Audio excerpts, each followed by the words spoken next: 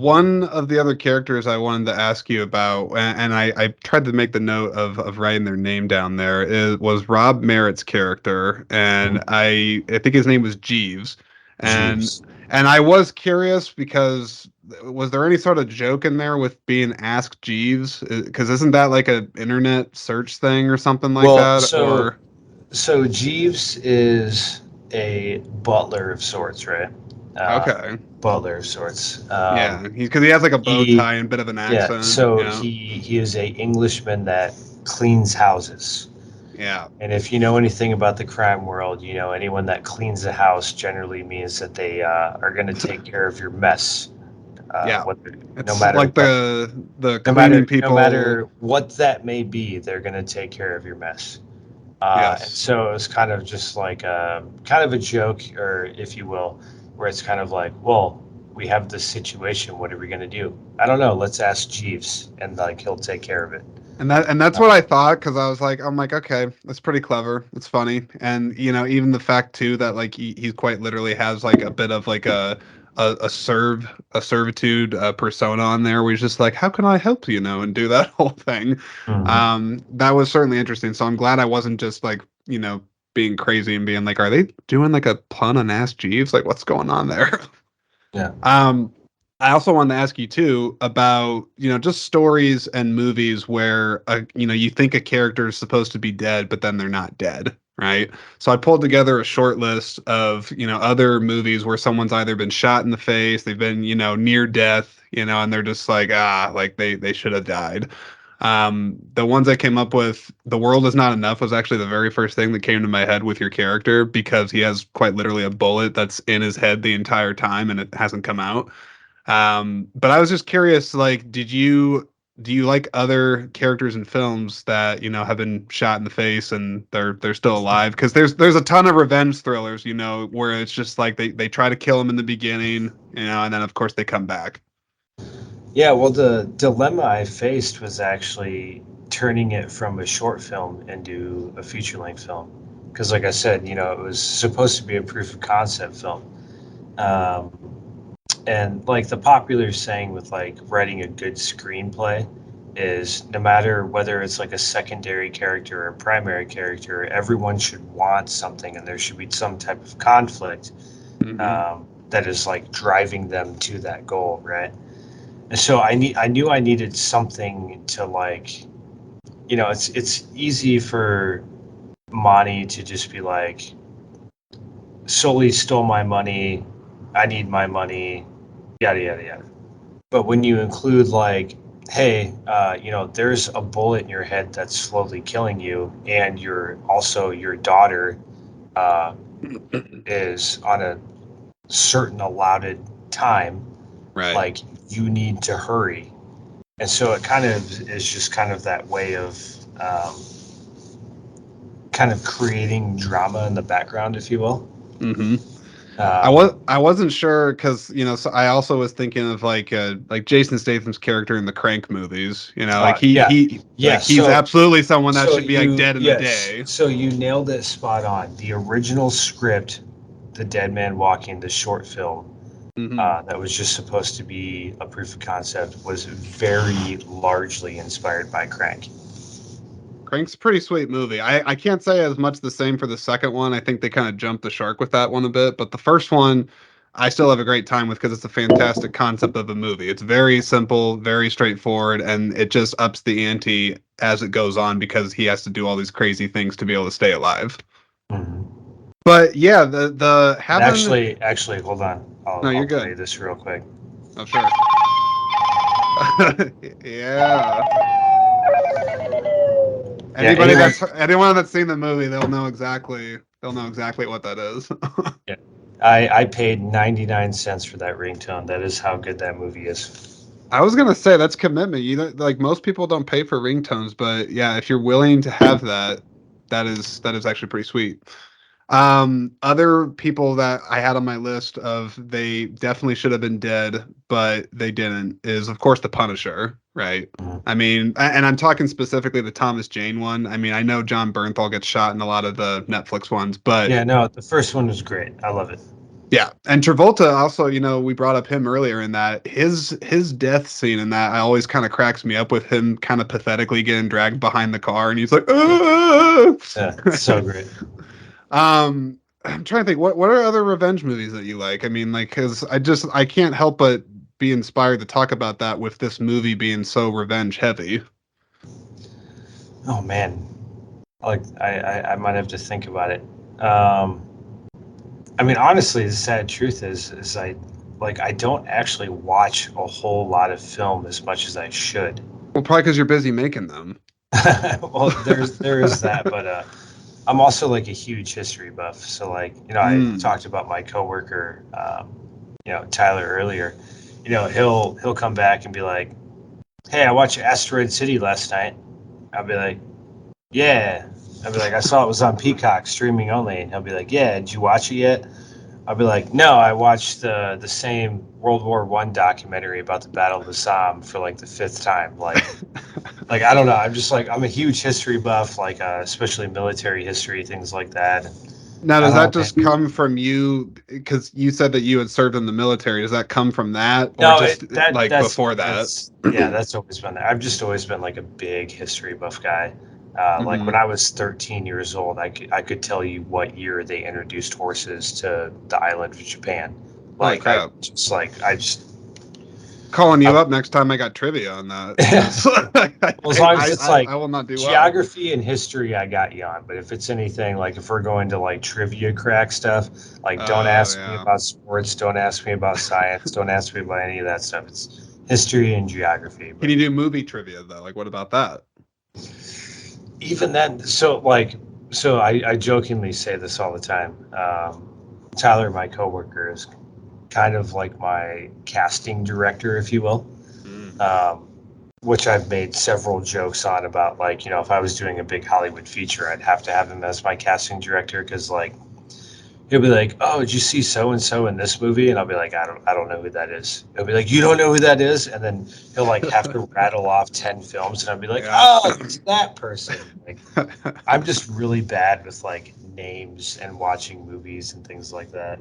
I need to get better, but yeah. Now, let me ask you a fun question here. So, let's say somebody comes and contacts you. I don't know, they're from Warner Brothers or Paramount or something, and they're just like, "Hey, we got a fat check with your name on it. We're gonna let you make a movie about history. Anything that you want.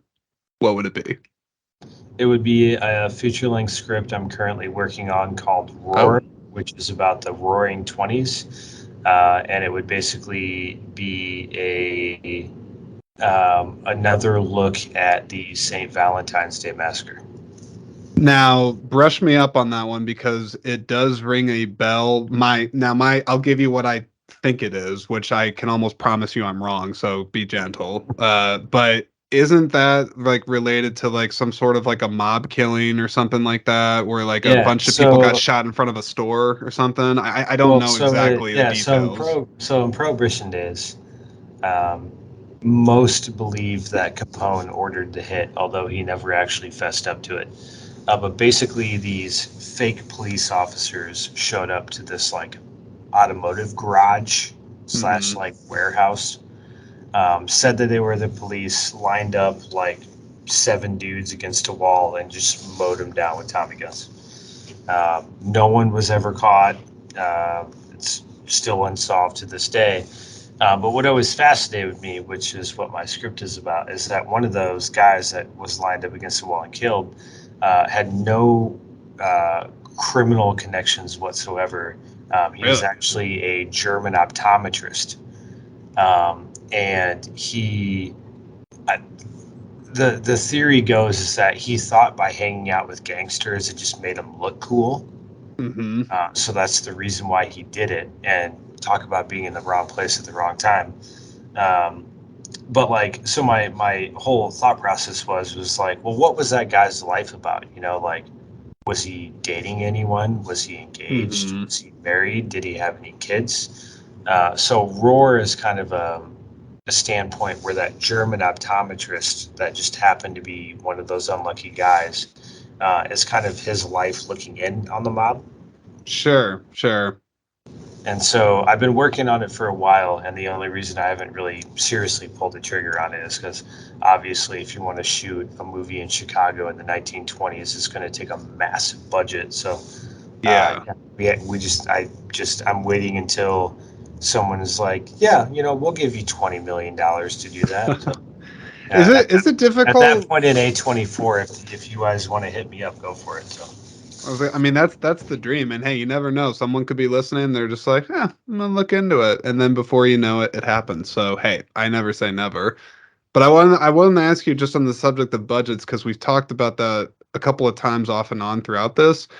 Is it ever difficult, trying to get a range of how much something's going to cost, or do you just figure it out once you start really doing the prep work and kind of getting everything all in a list, basically? Because I don't, it's not like you can always hire somebody to do that for you.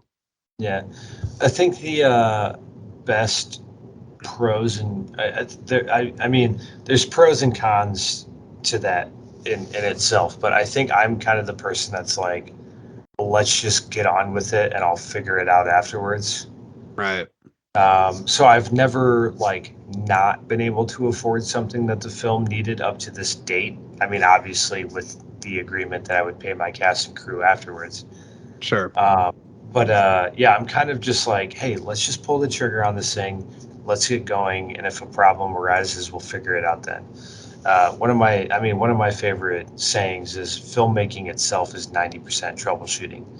Um, Very true. I don't know if I've ever been on a set where like things go 100% to plan. And so No. like you just have to be willing to like adapt, overcome, and or improvise, adapt, and overcome. Yeah. Going back to my favorite revenge movie, Yeah. um, the one that came to mind is I'm going to say The Patriot. Ooh, it's a good choice. It's a very good choice. Now, like I said, I'm a history buff. I Uh, understand there is yeah. nothing historically accurate about this movie, It's but true. it is Yeah. a fucking great movie. I I would have to agree with When you. Heath Ledger is dying and Mel Gibson. Yeah. Okay, so this goes back to my filmmaking standpoint a little bit, right? Yep. Generally what filmmakers do is if there's like a really tight shot on their talent, they'll use a longer focal lens to give them a little bit of room to breathe. Hmm. But I can't remember who directed The Patriot, but what he did Roland was, Emmerich. yeah, so what Roland did was he goes, I want to be up close on Mel like the entire time.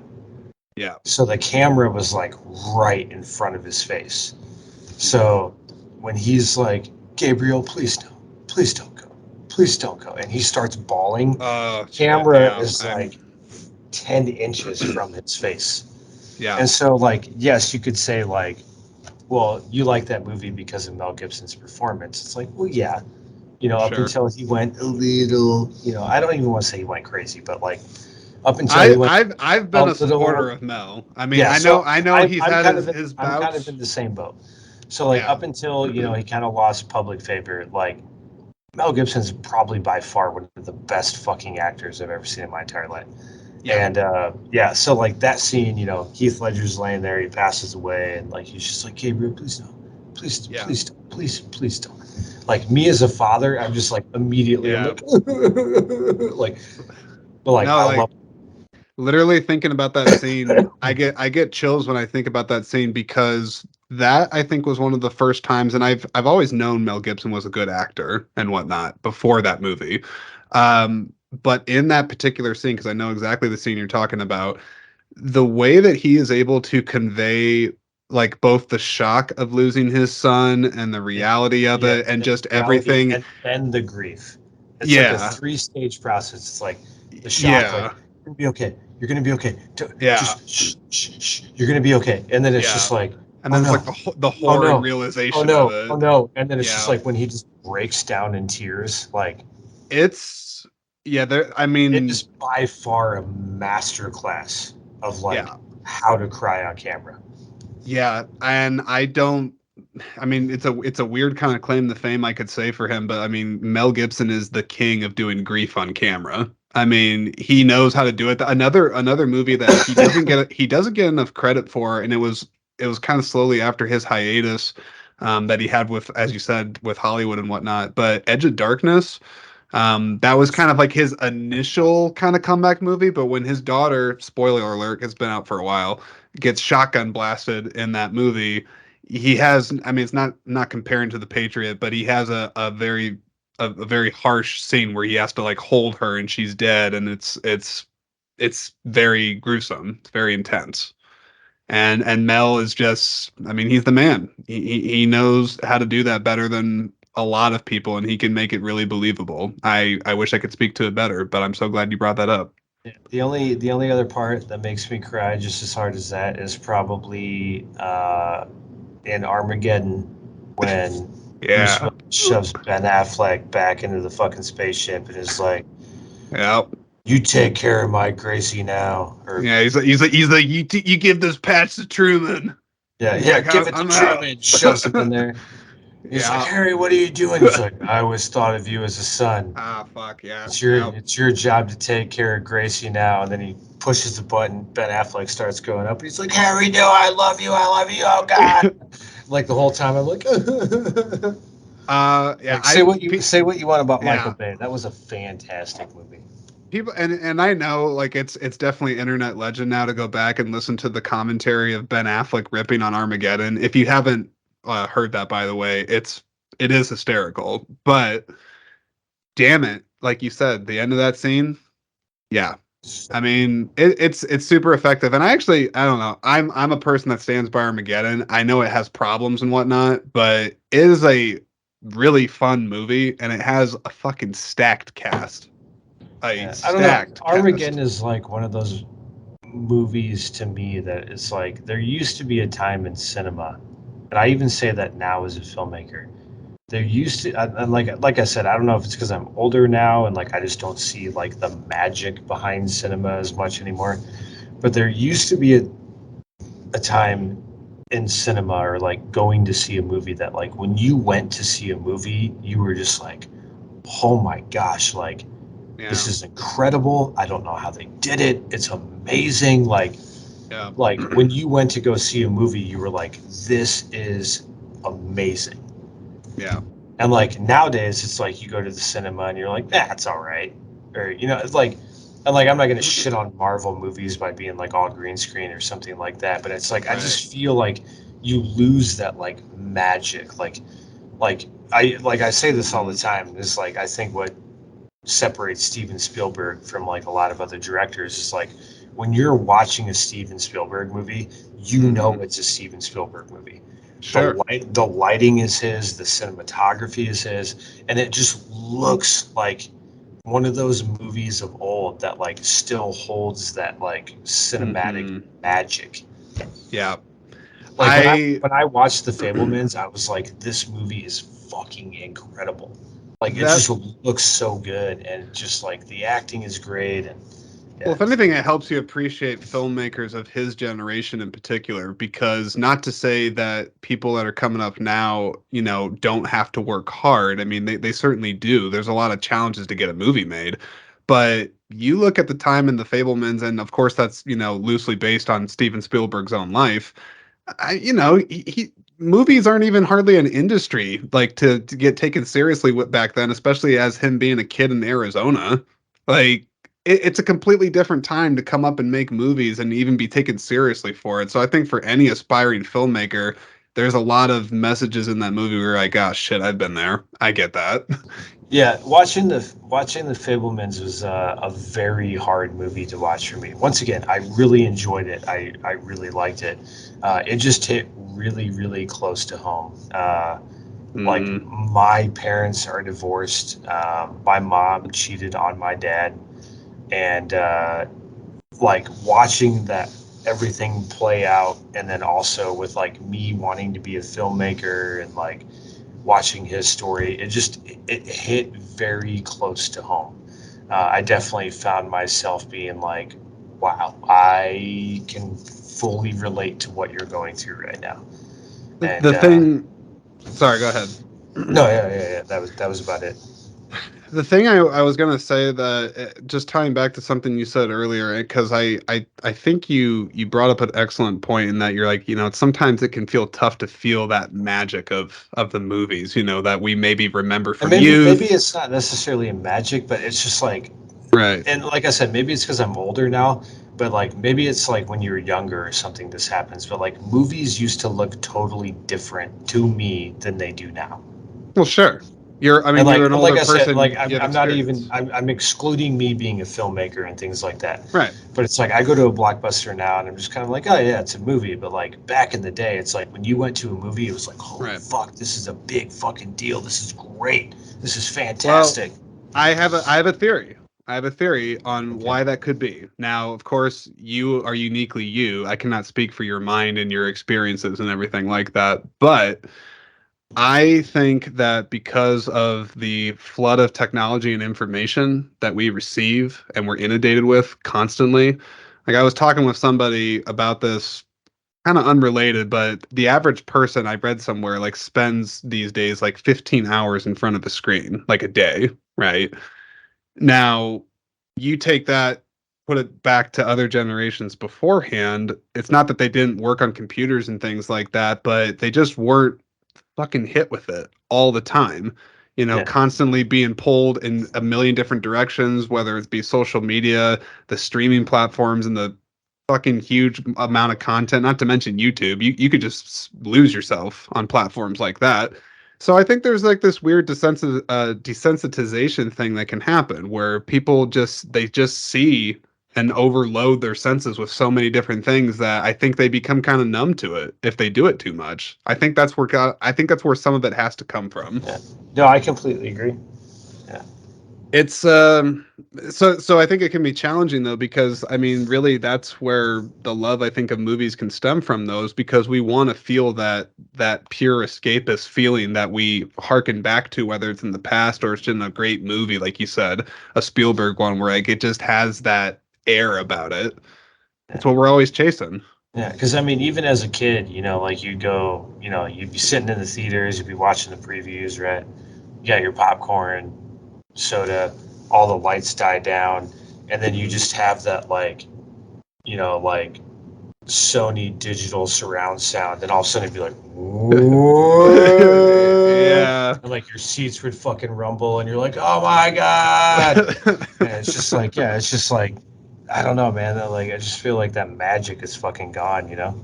Well, I think the closest we can get to recapturing the magic, if a person's ever trying to, not that they pay for this podcast, but IMAX.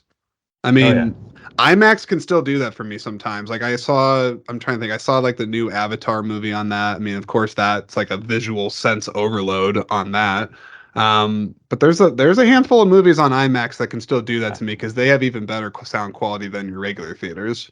Yeah, yeah, you don't want to hear my input on Avatar. Oh shit. I think James Cameron is brilliant, but the first Avatar is just Pocahontas with aliens, Sure. and Yeah. then the second Avatar is why do you need like an hour and a half of like a teen drama in the middle of them not fitting in with their new friends? It's like just get on with the story. I don't give a fuck about your stupid kids. Like oh, so and so doesn't like me. They're bullying me. It's like, who gives a shit? Yeah, You guys the are at soap war. opera. This is the most expensive soap opera that I've Yeah, ever exactly. seen. It's like, you guys are at war. Who gives a shit? One thing, okay, I'll give you a hot take on Avatar. So, I mean, first off, I'll tell Once you, again, keep in mind, I didn't critique it visually because visually it's a masterpiece, but like, right. I'm I talking mean, about the storyline. I get you. One thing I'm kind of curious about, and I don't know if it's a flaw or if it's just the fact that I know Avatar, the new ones, they're part of, they have like five movies that are coming out and whatnot. So they have all this story that I haven't seen yet. But I'd always find it interesting in the second one, he starts off being like, I got to get my kids away. We got to just run away from everything, go to the beach, and we'll Which just is we'll just also stay there. not like he's Doc Mon, whatever they fucking call him. Yeah, Taru Makto or whatever. Yeah, exactly. Like he's not gonna run. And then two, like all of a sudden you're gonna spring this theory that the general had an avatar clone out of nowhere. Like, get out of here. Well, the thing I was the thing I was trying to say It about took you the 10 years to come up with that fucking garbage. Come on. well, I didn't. What I didn't understand is that at like by the end of it, he basically has the realization that he's like, okay, I gotta, we gotta go to war now. I'm like, that wasn't apparent before. Yeah. Like they're here. Like, the planet's only Yes. so big. Where are you gonna run? Yeah. I can't That remember. I would. think it's in the first movie they say Pandora is like slightly bigger than Earth, maybe, or slightly bigger than the Oh, is moon. I that? can't remember which one. But Well, even so, if it's slightly bigger than the moon, it's still not the same size as Earth. Like, obviously, yeah, they're going to catch up to you. right. I think my take on the Avatar movies is, I mean, I can't argue against some of the story beats either being extremely derivative, borrowed from Native American stories and whatnot. But I think Cameron is a technical genius for Oh, sure, yeah, absolutely. for And like, sure. And I I mean, love his world and building if that he you does with the watch, creatures. yeah, and if you watch, YouTube channels like Corridor Crew Digital and things like that, Oh like yeah, they talk about how James Cameron has like revolutionized like the yeah, art of CG or like digital filmmaking because yeah, like kind of the same way with like George Lucas when he made Star Wars in like the late 70s, like he had to invent a lot of the technology in order yeah, to make that film. And same thing with like James Cameron making the Avatar movies is he had to invent a lot of technology to make those movies, which then yes, trickles down to all of the other creatives. So don't get me wrong, I don't think James Cameron's a bad filmmaker, right, and I think he's fantastic. However, and like I said, both the Avatar movies, whether they're 10 years apart or not, they look fantastic. I'm yeah, just kind of like it's kind of like so like what they did to Sully in Avatar 2 is kind of like what they did to Luke Skywalker. Like they just made mm. him a bitch. It's just like so like Skywalker comes back, everyone's losing their shit. They're like, "Oh my god, Mark Hamill's back. It's going to be fucking Yeah, incredible." And then yeah. he's just like, "I don't fight anymore. I'm Yeah, a he drinks I alien tit milk yeah, on his alien tip island. milk. I don't believe in the Force. The last time I believed in the Force, it got people killed. It's like that's not Luke Skywalker. There's Like, a whole thread. I'm trying to think.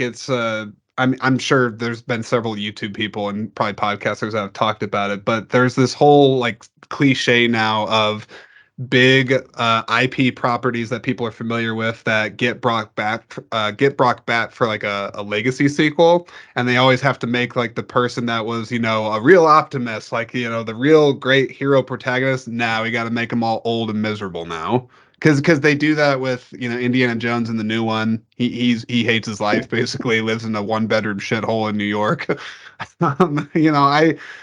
I don't know, and like even Han Solo in those movies, they kind of did him dirty too, yeah, because dude, he I doesn't was really change as a character. He I was just so mad when he died. I yeah mean, okay, but that's the point. no Yeah, yeah, it was the same thing they did to like Jake Sully in Avatar 2. It was just kind of like, I'm a bitch now. I have a family, so I can't be brave. It's like, okay, do you want to talk to me as a parent for a second? It's like if someone comes into my house threatening my family, I'm gonna fuck them up. right Like I'm just saying, that's what I'm gonna do. right. And it's just like, You're not gonna try to take the kids on a plane and go to the beach and be like, we'll figure it out here. yeah, no. I'm trying to think. You got any final thoughts before we wrap this up? You got the little ones at home. I don't want to keep you all night. Oh no, you're good, man.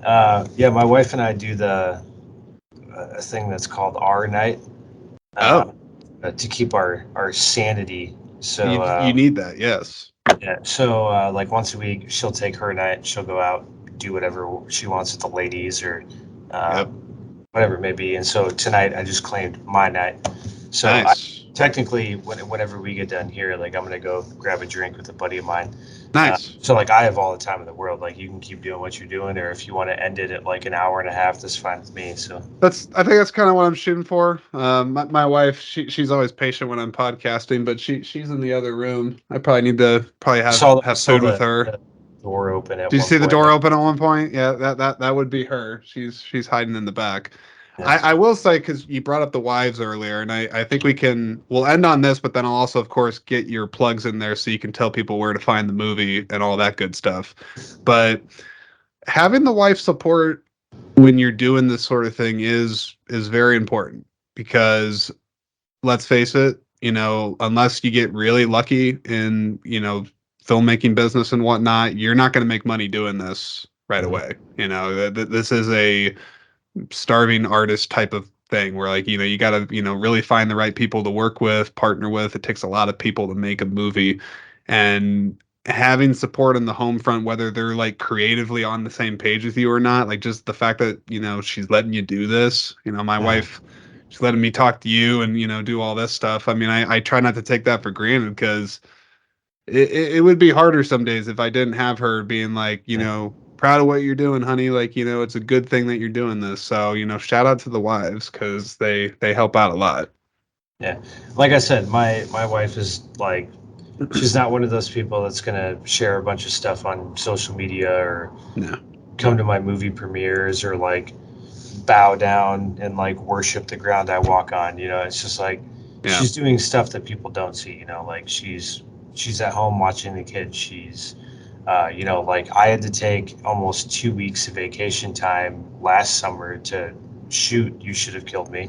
And when I was on set, 12 to 14 hours a day, like she was home with our kids.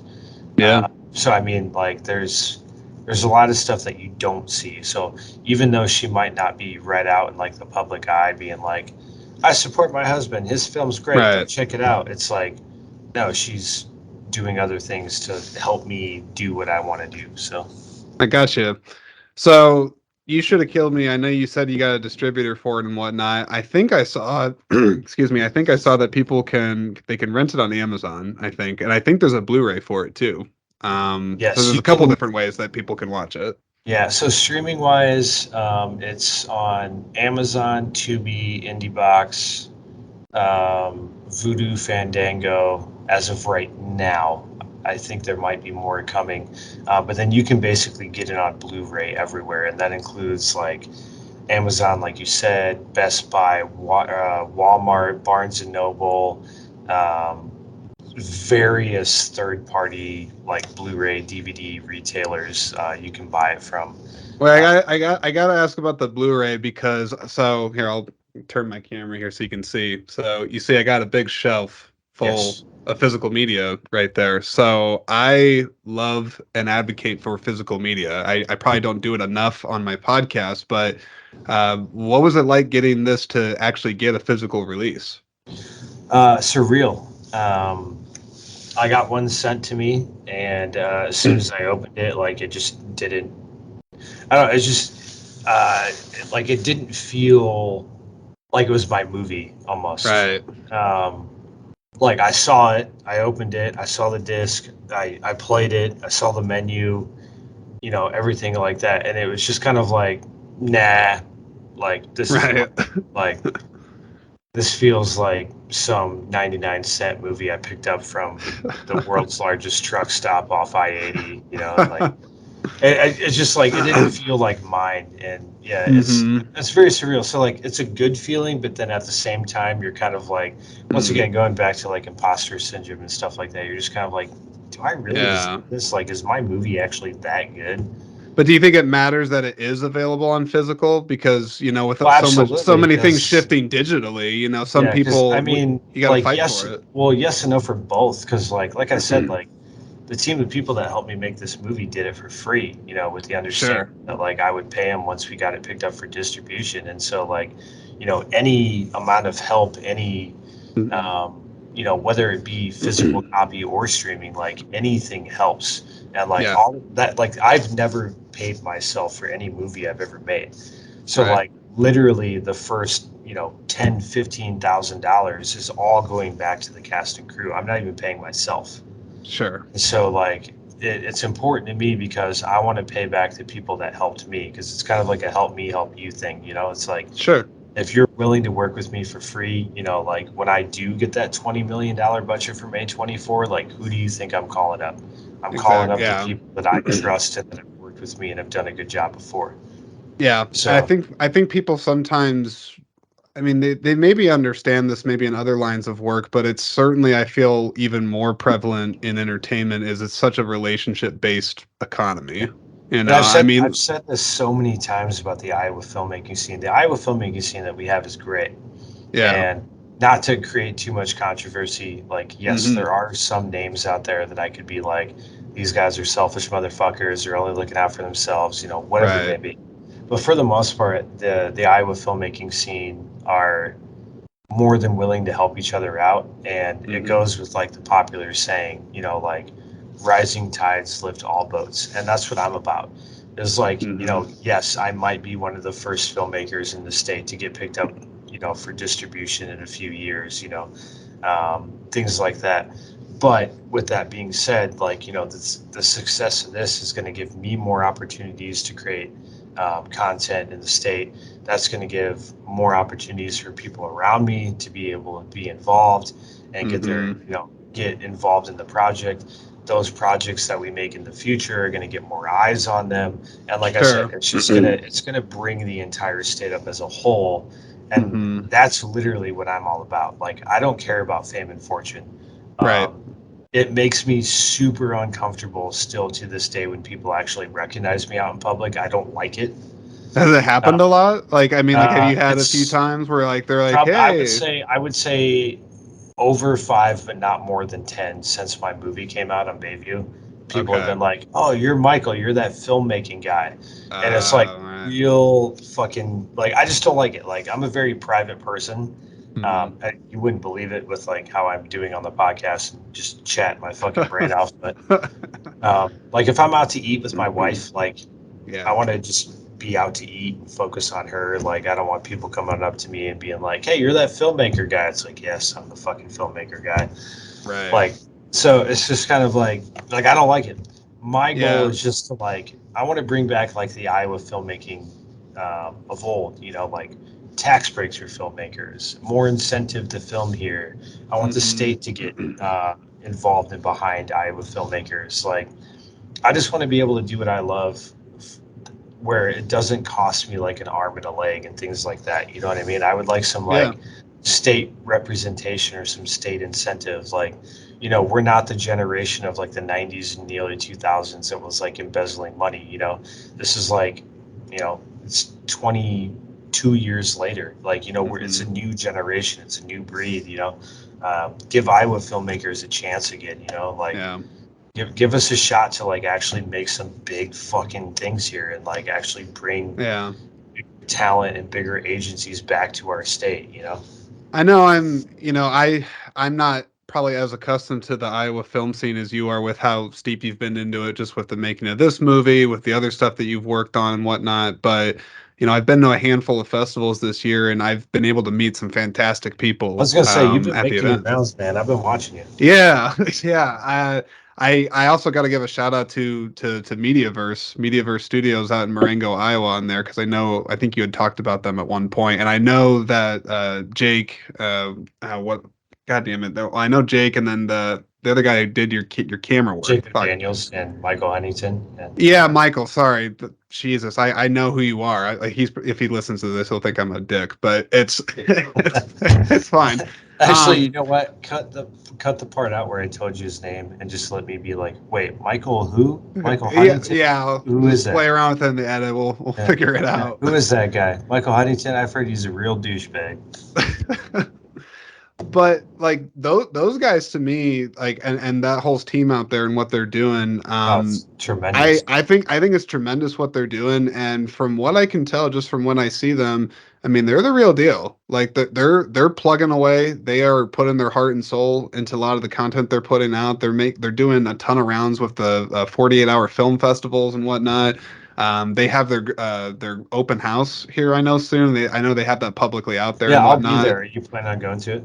Yep, yep. I'm planning on Yeah, being there too. yeah, I'll be So there. I definitely So see you there as well. But there are some really great people there, and I love the analogy you use of the all tide lifting boats because that's something I think I feel when I continue to be a part of it with the podcast is that, me giving a spotlight to a filmmaker here, it's only going to benefit me and them. I mean, like there's not really a downside to this, and anything I can do in my own part to lift that stigma from Iowa of being like, oh, like the place with the corn and some shit. Like, no, Well, like you are we actually you. have a creative community here, and it's Yeah. Well, rising.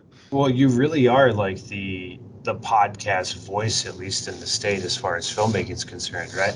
So, like, Century Films had Indie Social, which is no longer, right? And Right. yes, you could argue, but that's now Media versus Podcast. But Media versus Podcast only really started, a Yeah. month ago. Yep. And then, the big one at the time for, Iowa talent was like With the Cinematic cinematic Heartland. Heartland. Yeah. And Yeah. Darren and Kevin and Michael aren't doing that anymore. Kevin's had an opportunity, which I won't disclose because I don't know if he Yeah. wants me to. Sure. But he's stepping down from that for at least a year, if not more. Right. So, like, you're kind of really the only voice we have left in the state. So, I mean, you're once again, like what you said, like, I think I was just lucky to be in the right place at the right time. Well, like, I'm telling you right now, as a filmmaker, for like what you do, you are absolutely in the right place at the right time for like what we need to get our voice out there. Yeah, I really appreciate hearing that because sometimes I don't have to tell you as a person that does this stuff, you don't always need other people's validation. I mean, I'm going to do this with or without an audience, like I'll do it because I love it, but it does count for some worth to know that, yeah, there's people that are paying attention to this sort of thing, and it is actually going to help others. At the end of the day, I mean, like that's what you always want. You want your work to actually mean something and do something for people.